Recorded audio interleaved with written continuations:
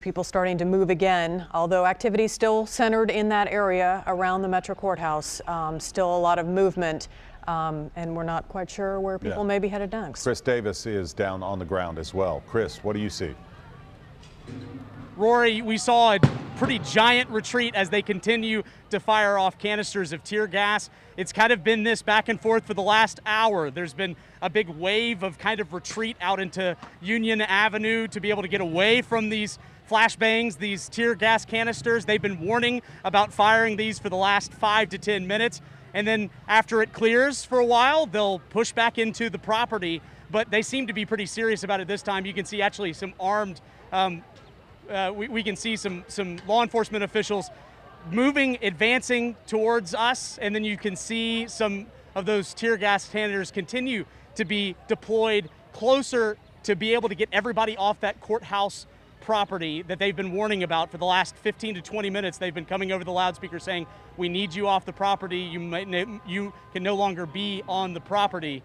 They are now enforcing that through tear gas, and you've seen people now return back to the middle of Union, which, you know, as we saw last time, then started a huge traffic mess, and people started, you know, demonstrating in the middle of the street, and we're starting to see more people pour across the street now, crossing right here at the intersection of 2nd and Union Street.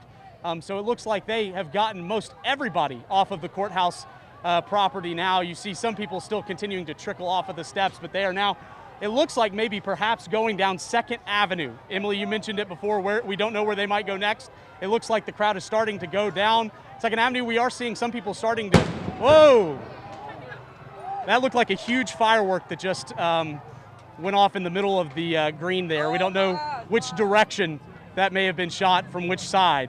That definitely took people by, got the people's attention when that happened, and people are starting to pour down 2nd Avenue. It looks like they may be heading towards Broadway, as best we can tell. We can't really see around the corner here.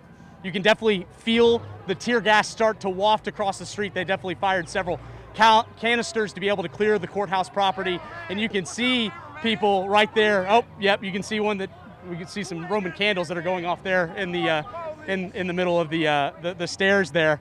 We can see some people reacting here to the tear gas, getting a full dose of it right there. Photojournalist Brian Hallett giving you a close-up look of just kind of the, you know, reaction to the tear gas.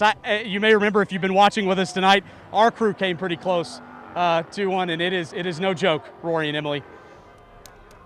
Okay, Chris.